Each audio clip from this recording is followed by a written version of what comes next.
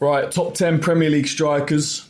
Ollie, who's number 10 for you? So at number 10, I've gone Ivan Elson from Bournemouth. I think obviously joined last season, 12 goals, 5 assists. Sort of hit with injury as well, so it kind of interrupted his season. But I think we did see that sort of clinical nature of him. Obviously came in to replace Solanke. I think he's a bit more of a finisher. He sort of finds himself on the end of things a lot more. For Porto, I mean, it's still the fact he came from Porto to Bournemouth still blows my mind. He got 60 goals and 21 assists. Okay. So, yeah, very, very clinical player. I think he'll grow in this Bournemouth team with the players around him.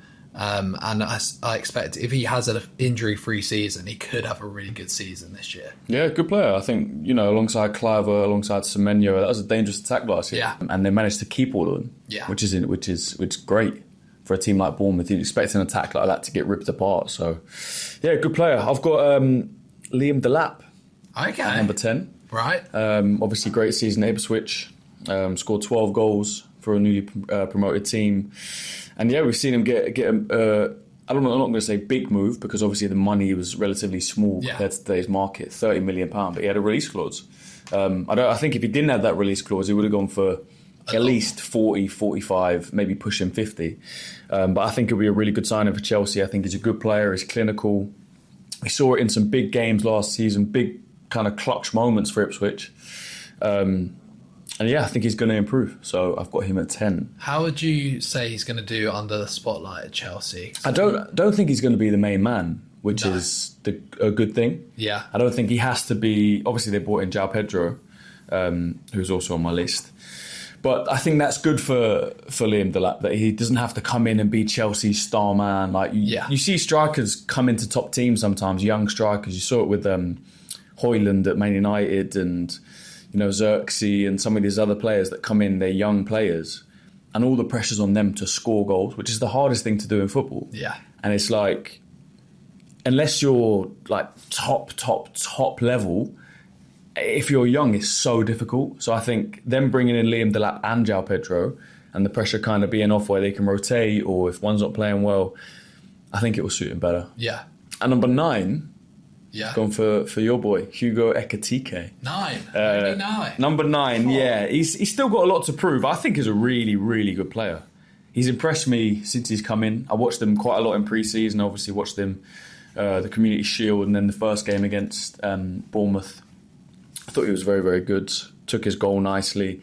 Last season he got 22 in all comps for Frankfurt. And yeah, I think he's a good player, silky player. Question if Isak comes in, does it stunt him a little bit? Does he then maybe go out on the left, which might take away from his goal? Because I think he's a goal scorer. I think he's good in front of goal. Don't get me wrong, dribbling, kind of flair as well. He's very, very good. But if I was a Liverpool fan, I'd want to see him in front of goal, making those runs, getting the ball edge of the box, running in behind. But yeah, good player. Maybe 9 is a little bit low. I could understand if someone pushed him up, but he's new to the league. Like I said, still got a lot to prove. I think his goal scoring record at Frankfurt wasn't anything crazy, was it? Like we've seen, he was more of a sort of playmaker, which we're seeing in the Liverpool team as well. He kind of helped the team more than he did, like, essentially finishing. But I think, Liverpool, such an attacking team, best attack last season. I can't see how he doesn't score goals at us, which is why he is higher on the list for me. But, there you go. Have you got a 9? So at 9, I've gone for Wissa from Brentford. Yep. Obviously, feels like he's kind of gone out of my mind a bit because he's not like playing this season. He's on strike, like another striker. It's so weird, all this strike business. Mate, it's mental. You're getting paid that much money. You're under contract. Just train. Yeah. Go to training, play games, and when a team comes in for you and buys you, you leave. Yeah. It doesn't make any sense. Yeah, for them as well, like, if you wanted to leave that bad, you should have had a release clause in your contract. No, but anyway, moving on. Last season, I thought, so he scored 12 goals in the Premier League, got 3 assists. But I think that he showed up in moments where other players didn't for Brentford, especially towards the end of last season. I feel like there was a run where it would always be Wissa on the goal, and you'd expect it to be Mbuemo. And Wissa he was just there. And for a small player as well, he's good in the air. Obviously, really suited the Brentford team as well. Curious to see how he does at Newcastle if that move does eventually happen. Do you think it happens? I think it does. It's got to happen. I think they've got to accept they've got to pay the right price for him. Like Brentford are a really smart club. They know what they want. They know how much their players are truly worth to them. Saw that with Mbeumo where Man United potentially overpaid. I think Newcastle will eventually cough up the money. How much do you reckon he's worth? I don't know. I think he's 28. Yeah. I think he scored 19 Premier League goals last season. Is it? Yeah. I don't know. It's like 50 million too much. No, I think it's probably around fair. For Brentford as well, like, look how much they might struggle this season. They need someone who's proven that's going to score the goals. For them, like, he's worth that to them. He is worth that to them. So, yeah, for Newcastle, I think it will be interesting to see how he fits. He's not particularly like an Isak. Yeah. But I do think he will get on the end of things. So, yeah, he's in at number 9 for me. Number 8, I've gone for Dominic Solanke from Spurs. Okay. Didn't make my list. Didn't make your list? No, I had a thought. Wow. I definitely thought about him. But I just think he fell off a cliff last season at Spurs. The player he was at Bournemouth compared to last year, he did have injuries. Yeah. But even when he played, it was just a bit uninspiring. Yeah. Had a lot of chances in front of goal, didn't look convincing at all. And interestingly now, if you are a Spurs fan who starts Richarlison or Solanke, I think most of them say Richarlison. Yeah, which is insane how we got round to that point. But I still see what I saw in Solanke when he was at Bournemouth that final season. He got 21 goals and 4 assists, which for a Bournemouth team is so amazing. impressive. Incredible. And he also brings, it's more than just the goals. Like, he does help the players around him. And I think had everything gone right for Spurs last season and they managed to stay injury free, I think we would have seen a real difference Solanke. I think it would have helped everyone around him. He would have been there to finish. It's just find that form after injury. It's just so difficult, isn't it? Like, it is. You need to get on that little run. And you've seen it even with Richarlison. He's had a good pre-season, landed in the season, and he's scoring goals. You just need that. You almost need luck to fall for you as a striker sometimes. Yeah. I still believe in Solanke, though. I think that we saw what Thomas Frank did with even Tony. Turned him into like a machine in terms of helping the players around him scoring the goals. And I think Solanke's a very similar kind of striker to Tony. So, yeah, I still back Solanke, and that's why he's number 8 for me. I've gone for João Pedro at number 8. Obviously just signed for Chelsea from Brighton. A player that I like. I was never overly like wowed by this guy. I always thought he was good. I think he had a big impact on their team last year. I think he scored 10 in all comps last season. The season before he scored 20 in all comps. But I think since he's come in at Chelsea, he showed that he has the mentality for it. I think coming into the Club World Cup when he did, I think he scored 5 goals in 5 games. Some great goals as well, some really good finishes. I think in a better team, he'll flourish a lot more. He strikes me as that kind of personality that you put better players around him and he will get a lot better rather than him showing how good he is around players that aren't that good. I think there's a difference with some players. Yeah. They might not shine when they're an average team, but put them in a great team. Do you know what I mean? Yeah. It almost doesn't make sense, but it does at the same time. Yeah, for sure. Last season, I think his head dropped massively, and Yeah. I think it's for that reason. He sort of, not that Brighton are a bad team, but I think he backs himself, he rates himself highly, that he wanted to be with better players, and then the opportunity to come to Chelsea came up, and he was like, yeah, that's it. Like a team that's going places, could potentially challenge for leagues or Champions Leagues in the next few seasons. So yeah, I think you're right on that mentality as well. Yeah. A lot of goals from penalties though. He was penalty. Yeah. He's still got to score the pens, I guess. That's true. Yeah, I think I rate him. He didn't make my list. I do rate him as a striker. I think he'll link up play quite nicely with other players at Chelsea. I don't know. It's just something like you said. There's something there's not like a wow factor about him necessarily. Yeah. I know what you mean. So yeah, that's potentially why he didn't make. I think it's because he's rotated a lot as well. Like a lot of the time when Welbeck was fit, João Pedro would be on the bench. Yeah. He wasn't even a guarantee in that team. But yeah, let's see what he does at Chelsea. I'm not sure. I know a lot of Chelsea fans are saying they're going to win the league or they're going to challenge. I think they'll be up there, but I'm not sure Liam Delap and João Pedro is a title-winning strike force necessarily. Yeah, and Pedro Neto or Gittins, I don't know. I'm not overly convinced with their attack. Yeah, I would say not yet, but I think they bought with the future in mind. Yeah, for sure. And like you said about Delap, I think if we did this list in 2 or 3 years' time, I do think he'd be pretty high up. So. Yeah. Number 7, gone for Mateta. Okay. 17 goals in all comps last season. I thought it was fantastic in the league last season. Every game, he's just a handful. We saw it in the FA Cup, obviously went on to win it. We saw it in the Community Shield against Liverpool. Yeah. I saw it with my own eyes at the Emirates. I don't know if you remember the goal he scored against us in that 2-2. The chip where Raya was like...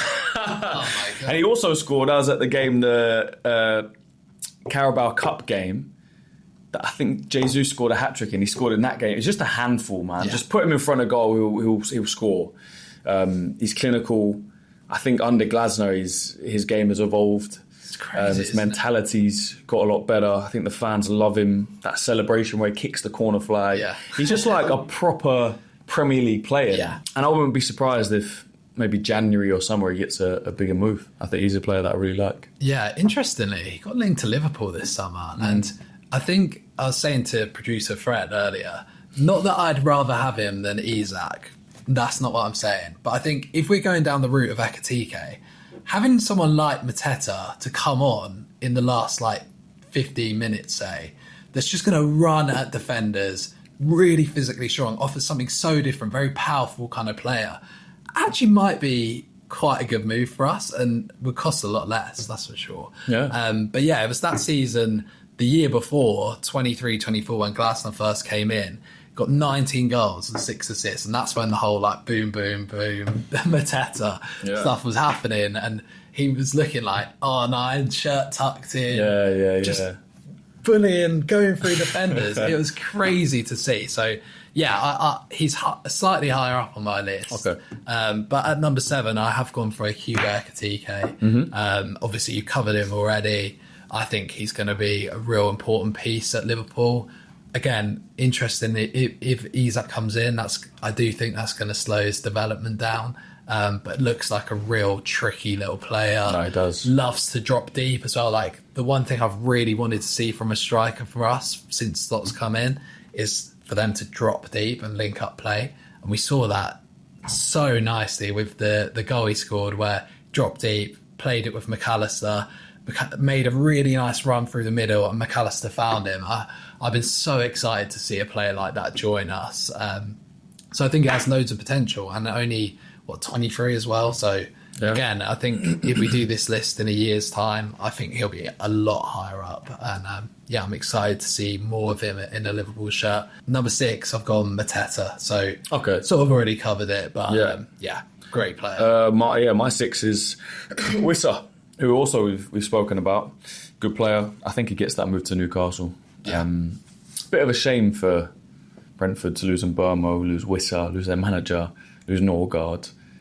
It's just getting ripped apart. A really, really good team. They sold Watkins, they replaced him. They sold Tony last year, they replaced him. That's true. I always back them to do it again. True. For sure. Here's the question: would you have Wissa as a Champions League forward? So it must be part of that squad depth that they're building. That's why they need another striker to be better than Callum Wilson. Is Wissa the man they need? For a team like Newcastle, yeah. I think because they're not realistically going to win the Champions League. If a team like Liverpool or PSG or Arsenal or whoever who might get to semis and finals and try and win it, I don't think he's good enough. But for a team like Newcastle, who quarter final would be a great achievement, I think he's maybe that calibre of player. 19 goals in the Premier last season. Do you think he's ready for the Champions League? Yeah. But as a starter, I do. Yeah, I think he's a really good player. No, I do. I actually do. I really rate him. I think put good players alongside him. Have a Mbermo on the right, and good players behind you as well who score goals. So no, I do. Yeah, that's good. Definitely. Chris Woods, I've got at number 5. Okay. You're not the biggest fan of Chris Wood, are you? I did not. Listen, there is a point when you do Or his forest hatred. Yeah, it's coming out again. There is a point where you do a list like this where you have to look past certain things. Okay. And he scores goals. Scored 20 Premier League goals last season. Crazy. So at some point when doing lists like this, he is in my list and he's higher up than fifth. Oh, all right. I thought he wasn't going to be on your list at all. No. So, okay, cool. So yeah, but yeah, talk about Chris Wood. Fair, yeah, clinical. Like you say, that's kind of all he does. That's all he's in the team for. Some good hold-up play.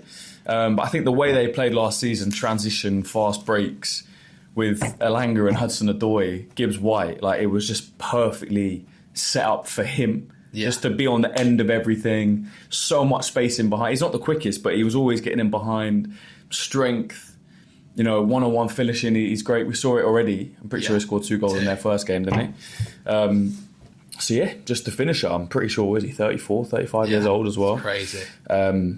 He's just the definition of a striker, isn't he? He's just always going to be there on the end of things. He's not necessarily a player that's going to create goals. Like you even saw the goal he scored where he dribbled it round Kelleher at the weekend. He kind of, bundled it past him. It wasn't the cleanest move, but he got it past him and he finished it. I also think, and I don't know if this makes sense to you two, but I don't think there's a player name in the Premier League that suits a player more than Chris Wood. Yeah. Do you know what I mean? Yeah. He's just like such a Chris Wood. Yeah, it's like a solid name. Like, he doesn't no fancy sort of European stuff. Yeah, there's not really any flair to his game. Just like give him the ball, he's going to put it in the back of the net. Yeah. He's going to do a simple celebration. He's going to get back to the halfway line. Yeah. He's going to, do you know what I mean? Like, no mess about. Just perfect name for a player. That's my number 5. Yeah, for me, the one thing I want to say in Chris Wood as well is that he got 20 goals from an XG of 15.64. So he outperformed his XG last season, which, say what you like about it, that is a sign that you're a clinical finisher. So fair play to Chris Wood. In number 5, I've gone for Victor Gyökeres. Okay. Why are you looking at me like that? It's fair. And he poked the No, to be he hasn't played in the league yet, so that is it. Okay. So potentially he could definitely be higher up.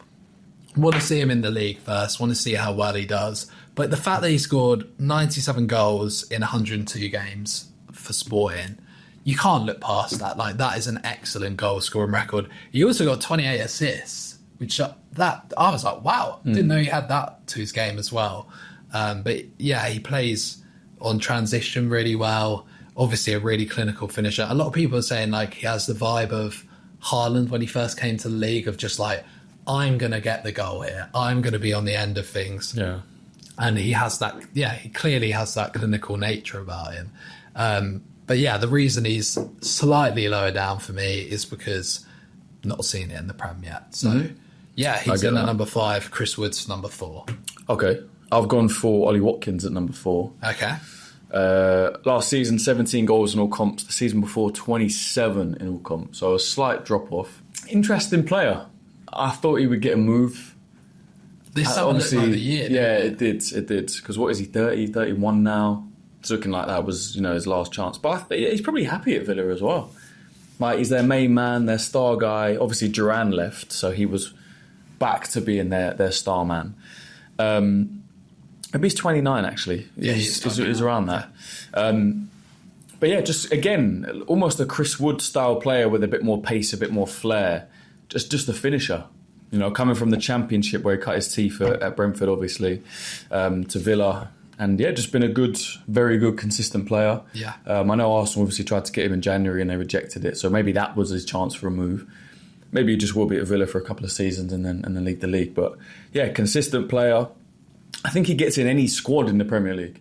I'm not sure he starts for any team, but do you know what I mean? In terms of looking at the top, right now with Liverpool without Isak, I think he comes in and probably doesn't start, but comes on 70th minute. Same for Arsenal. I think he's better than Kai Havertz. Obviously, I'll start Gyökeres. Yeah. Same for City. I think he gets in their squad. Obviously, he doesn't start ahead of Haaland, but as an option. Chelsea, I think he's better than both of their strikers, Liam Delap and João Pedro. Yeah, right now it is, for sure. Maybe João Pedro, there's a question in terms of all-round game, but in terms of a finisher, Ollie Watkins definitely better. You say that, mate. His assist record's really good as well. Last season, he got 14 assists. Yeah. Season before that, which was his best season, he got 15 assists. So to think that season he got 27 goals and 15 assists, all competitions, he is quite an all-round player. Yeah, true. And maybe it's like where, as a striker, you kind of know the balls that you want to give other players. maybe it's just one of those where he knows the right passes to play to his surrounding players. But yeah, Watkins is free for me, exactly what you said. I do think he's a really good striker, really good all-round player, and I almost rate that higher than someone like a Chris Wood, who's just a finisher. He has a bit more to his game. But yeah, I think it's weird. It's just one of those players I think we'll look at, never got that big move, but always solid. Always looked really good. Yeah, for sure. And he's had a great Premier League career. Also, England. When I was going to say, had his moment. He's so good as well. Like, you think that finish for a player, like we've seen it before with England, players come on, they've just got no form, no fitness in them, no sharpness. Yeah. He came on, one touch, bang. Yeah, didn't need it. Oh, it's an amazing moment for him. Amazing. So yeah, I think he's got something about him, Watkins, for sure. And yeah, we'll see what he does this season at Villa. So that was my number 4, right? Yeah. Number 3, I've gone for. Done your number 4. Have you done your 4? Yeah, my 4 was Chris Wood. Producer Fred, everything good? For number 3, I have gone for Victor Gyökeres. Okay. I 100% agree. He hasn't done it in the league yet, but his goal scoring record is ridiculous. The most lethal striker in Europe past 2 seasons. Like you said, 97 goals, 102 games. And yeah, I think he's going to fit in really well at Arsenal. I watched him in that Bilbao game where he scored his first goal, and after he scored, his confidence went up, his whole game lifted, he was getting in behind, he was, a handful for defenders, he was holding it up. There was a nice time where he kind of dribbled to the touchline, cut back, defenders slid, put it on the plate for Calafiori, who had a chance. The United game, if you look at that, it was a bit more of a struggle because none of our attackers were really in the game. Like, it's not like Saka was amazing and Martinelli was great and Gyökeres was poor. They were all poor. United were better than us that day, so I don't think you can really judge him off that game. But what I'm going to say about Gyökeres is I think we're going to see it. Like, that's where I'm at. We're going to see it. I don't need to talk too much on him right now. I know a lot of rival fans obviously want to talk a lot about him because it's funny while he's not scoring and if he doesn't score here and there. But this guy will be up there with the top scorers by the end of the season. I'm 100% sure about that. I think he scores 20 goals in the league minimum. I think he's a success at Arsenal because he's clinical. Right? When you play, it doesn't matter what league you're playing in. If you're in front of goal, the goal's the same size. Okay, the keeper might be a bit better. But if you can get yourself in those positions, which Arsenal do create chances, and you can put it in the bottom corner is a bottom corner. The only difference playing in different leagues, apart from a keeper, is the pressure. And this guy seems like someone that can handle the pressure of putting the ball in the net, which is what he's good at. So I think he'll do it. I think he'll score a lot of goals for Arsenal. The question I have, maybe going off what you said, like, do you think he will definitely work in your system? 100%. Like, you don't think there'll be an adaptation period going from Havertz, say, who kind of is more of someone that links the play a bit more, helps the players around him, going from that to an out-and-out striker? Do you think there'll be any kind of adaptation period, or do you think he's just going to hit the ground running and he'll score goals? There might be an adaptation period where he's getting used to a system or he's being told to do some things slightly different. Because he will definitely get more space at Sporting in terms of how they play, in terms of running in behind. But if you look at all of his goals, majority, I think like 90-something% of his goals were scored in the box. He's not someone who, gets it on the edge of the box and puts it top corner, which he's not going to have to do at Arsenal. He's going to have to be a fox in the box. Yeah. Do you know what I mean? When Saka's beat a man and cutting it back, when Martinelli or Madueke or Eze now has, do you know what I mean? He needs to be in that position where Kai Havertz used to get chances and miss most of his chances. If he can get on the end of 80% of the chances Kai Havertz got, he'll score a lot of goals for Arsenal. Yeah, no, you're right. Someone like Odegaard, Nwaneri behind him, now Eze behind him, Declan Rice playing in the 8, Zubamendi playing balls. There's a lot of quality around him for him to be perfectly set up to score goals at Arsenal, and I think he will. Yeah, I rate it. I think, it's a big season for him. You need it as well. You need it. That is the miss. We've been saying it for ages. It's been the missing piece of the puzzle. So let's see how it looks when it's all together. Yeah. Have you gone number 3? So number 3 is Watkins. Okay. So my top 2. Go on. I mean, it's the obvious between the Yeah, obvious we two. both got the same top two. It's just about which order. Yeah. Should we say our number two on after three? Say you're number one after three, I reckon. Number one. Yeah, do number one after three. 3, 2, 1. Easy. Haaland. Hey! You got an Isak Yeah. better than Erling Haaland. Now, for me, it's a hard one, right? Because Haaland is the best finisher in the world. His goal record over the last 3 seasons is incredible. He has come to the Premier League and literally done what everyone expected him to do, and what he did before that. I mean, Fred and I were talking about his goal record earlier. He's already at 25, is he? Scored 260 goals in his career. Yeah. When you think about that, it's just like, wow. Man, 126 goals in 147 games for City in 3 years. Yeah. So It's mad. he is one of the most clinical strikers we have ever seen in the Premier League. Would you say he's a Premier League great already? No, but he's near in that point. Okay. I think I'm thinking of icons of the league. I don't think he's there yet. Even though he's broken the goal scoring record, he won a treble at City. I'm not sure that will ever get beat. That was it, 35, 36 goals. Mental. Yeah, he scored 52 goals in 52 goals in 53 games. I think it is all goals mental. that season. But Fred, fact check that one. How many goals did he score? It's first season. Yeah. first season. But for me, I just think I look at Isak. Okay, we're heavily linked with him, but he just has everything to his game. Fred, are you gonna... 36 goals. 36, yeah. 36 That's the goals. record. Before that, it was 31. Yeah, 31. That was joint with a few people, Yeah. right? No. There might have been 32. I think 32. Salah in Okay. 2017-18. But yeah, going back to Isak, I just look at him and think he's literally got everything to his game. He is such a ridiculous finisher. We saw it last season.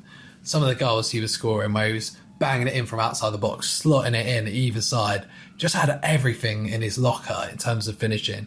His dribbling's elite. He could take it round players. I mean, I remember that assist he got a couple of seasons ago where he dribbled past the whole Everton team. Thierry basically. Henry-esque, wasn't it? Oh my God. And the Arsenal fans are salivating after that. Yeah, moment. we were. I'm still celebrating that. Yeah. I think for me, I prefer a player like Isak who's going to create more. He's going to get you off the edge of your seat. He's going to score some incredible goals rather than more goals, if that makes sense. And I also think Isak potentially helps out the players around him more. Whereas we've seen in moments, like, has Haaland taken away from the City team a little bit? Like, does City play as good as they did without him? I know they've still won things, so who am I to argue it with them? But I think that their all-round play has kind of suffered as a result of playing for Haaland. So for me, that's why Haaland is in a 2 and Isak is in a 1. That's fair.